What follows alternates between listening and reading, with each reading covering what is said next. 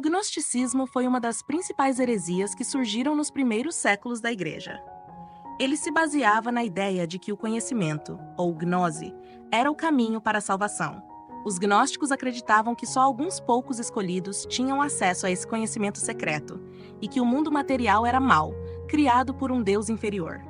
Isso ia contra a fé cristã, que ensina que Deus criou tudo bom e que a salvação vem por meio de Cristo, acessível a todos pela fé e pela graça divina.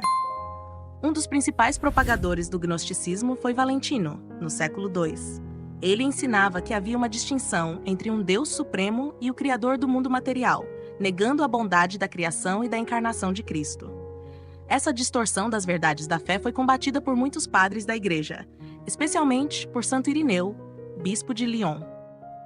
Em sua obra Contra as Heresias, escrita no final do século II, Santo Irineu refutou os argumentos dos gnósticos e defendeu a fé cristã, reafirmando a bondade de toda a criação e o papel central de Jesus Cristo na salvação da humanidade.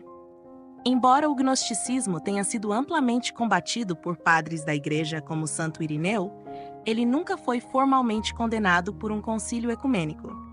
Isso não impediu que suas ideias continuassem a se infiltrar e se adaptar ao longo dos séculos.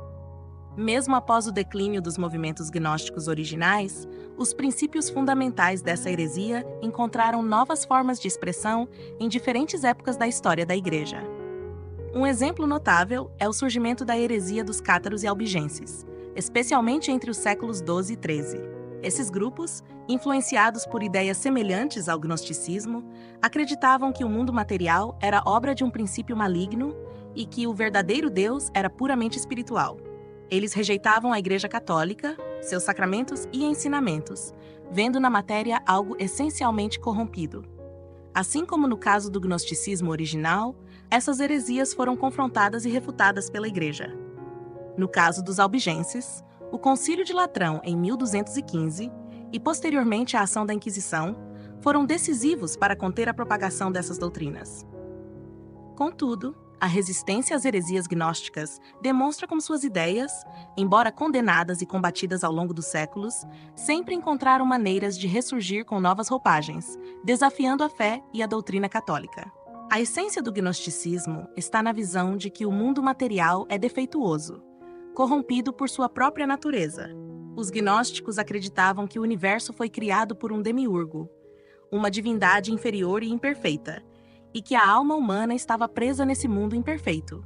Para eles, a salvação não viria por meio de Cristo, mas por um conhecimento superior, uma revelação secreta que libertaria o espírito dessa prisão material.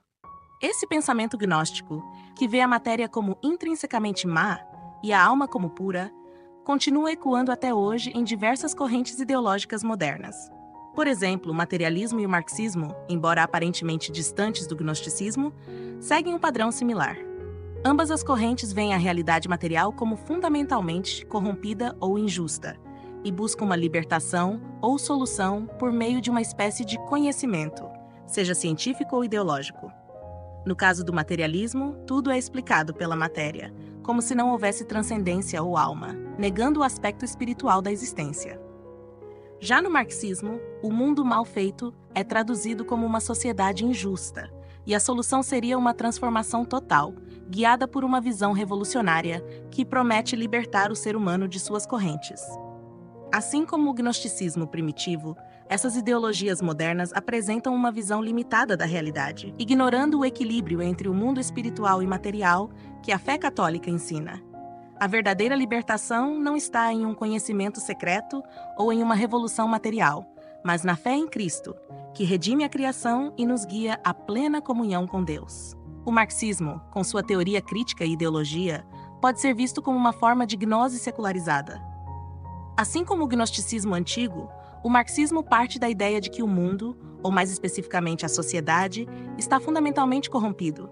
Para os marxistas, o grande problema é a estrutura social, marcada pela luta de classes e a opressão dos mais fracos. A solução, assim como no gnosticismo, estaria em um tipo de conhecimento superior. Nesse caso, uma consciência revolucionária que, ao ser alcançada, traria a verdadeira libertação, criando um novo mundo onde a justiça social reinaria. Essa visão de um mundo mal feito que precisa ser corrigido por uma transformação radical ressoa com a antiga ideia gnóstica de fuga e rejeição da realidade material. No marxismo, ao invés de ser um demiurgo, como no gnosticismo, o culpado é o sistema econômico, e o caminho para a salvação não é espiritual, mas social e político. Um exemplo moderno que ilustra esse esquema gnóstico é o filme Matrix. Na história, o protagonista descobre que o mundo que ele conhece é uma ilusão, uma prisão criada para controlar as pessoas. Somente ao adquirir um conhecimento superior, ele consegue enxergar a verdade e se libertar desse controle. Essa narrativa, embora não seja diretamente marxista, reflete a estrutura de pensamento gnóstico, onde o conhecimento revela uma realidade oculta e traz a libertação. Assim, tanto o marxismo quanto a história de Matrix compartilham essa ideia de que a realidade visível está distorcida e a verdadeira liberdade só pode ser alcançada por meio de um despertar, seja político ou filosófico, semelhante ao que o gnosticismo propunha na antiguidade. A influência do gnosticismo pode ser vista de forma surpreendente na cultura contemporânea, especialmente nas universidades e entre professores. O pensamento gnóstico, que se baseia na ideia de um conhecimento secreto que oferece uma visão alternativa da realidade, se infiltrou em diversas áreas do conhecimento. Acadêmicos e pensadores, muitas vezes, promovem essa perspectiva, incentivando uma desconstrução das verdades universais em favor de interpretações pessoais e subjetivas. Um exemplo claro dessa influência é a ideologia de gênero, que pode ser considerada uma expressão moderna do gnosticismo. Assim como os gnósticos acreditavam em um mundo mal feito que precisava ser reinterpretado, a ideologia de gênero propõe que as identidades e papéis de gênero são construções sociais que podem ser mudadas por meio do conhecimento e da conscientização. Essa visão desafia a compreensão tradicional da natureza humana, alegando que a verdade sobre quem somos não está na biologia, mas em uma experiência subjetiva e individual. Essa busca por um conhecimento que redefine a realidade se alinha com o que o gnosticismo defendia no passado. A ideologia de gênero se apresenta como uma maneira de libertar as pessoas de supostas opressões, sugerindo que, ao compreender e afirmar sua identidade de uma maneira que contraria as normas tradicionais, elas alcançam uma verdadeira liberdade. No entanto, essa liberdade é uma reinterpretação que, assim como os ensinamentos gnósticos, pode levar a um distanciamento da verdade objetiva e da compreensão da criação de Deus. A infiltração do gnosticismo na Igreja é um fenômeno que merece nossa atenção, especialmente quando olhamos para a teologia da libertação. Essa abordagem, que nasceu com a intenção de defender os pobres e promover a justiça social, acabou reinterpretando diversos conceitos cristãos, muitas vezes esvaziando seu significado original. Na busca por uma libertação que transcende o plano espiritual, alguns teólogos começaram a adotar uma linguagem que remete a termos cristãos, mas que, ao serem reinterpretados, passam a carregar uma carga filosófica pagã. Por exemplo, conceitos como liberdade, salvação e justiça podem ser utilizados em um contexto que ignora o fundamento cristão, substituindo o encontro com Deus por uma mera luta política ou social. Essa reinterpretação promove uma visão dualista, onde o material é colocado em oposição ao espiritual. Isso ecoa a ideia gnóstica de um mundo mal feito, que precisa ser transformado por meio de um conhecimento superior. Assim, os ensinamentos de Cristo, que falam sobre amor, redenção e a importância da vida eterna, são deixados de lado em favor de uma agenda que busca a transformação social, mas sem a luz da verdade revelada. Essa infiltração, ao diluir o significado das verdades fundamentais da fé, traz um risco sério para a Igreja. É necessário um retorno às raízes do cristianismo, onde a salvação é entendida em sua totalidade, incluindo a dimensão espiritual que se manifesta nas ações concretas em favor do próximo. Reconhecer essa infiltração gnóstica nos ajuda a compreender a necessidade de manter a integridade da mensagem cristã, garantindo que a Igreja permaneça fiel aos ensinamentos de Cristo e aos valores do Evangelho. A teologia da libertação representa uma tentativa de unir a fé cristã com uma visão crítica da sociedade, utilizando elementos do marxismo para analisar a realidade social. No entanto, essa abordagem acaba promovendo uma visão gnóstica dentro da Igreja. Em vez de buscar a transformação espiritual e a redenção oferecida por Cristo, enfatiza uma libertação política e econômica, colocando a luta de classes como um foco central. Um exemplo claro dessa distorção é o uso do termo povo de Deus.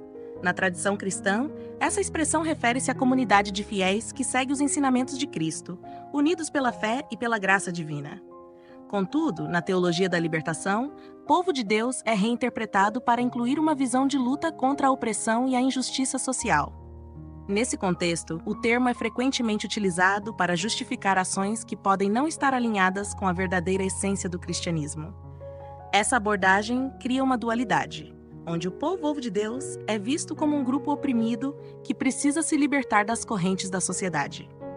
Essa visão ignora a dimensão espiritual da salvação e transforma a fé em um instrumento de luta política, diluindo os valores cristãos fundamentais. Assim, a teologia da libertação, ao adotar elementos gnósticos, acaba afastando os fiéis da verdadeira mensagem de Cristo, que nos ensina sobre amor, misericórdia e a busca pela vida eterna. A influência de pensadores como Hegel e Carl Jung nos dias de hoje pode ser vista como uma continuidade das ideias gnósticas. Hegel, com sua filosofia dialética, propôs que a verdade surge da tensão entre opostos, sugerindo que o bem e o mal são partes interligadas de um mesmo todo. Essa visão pode levar à ideia de que o divino é uma síntese que inclui tanto o que é bom quanto o que é ruim.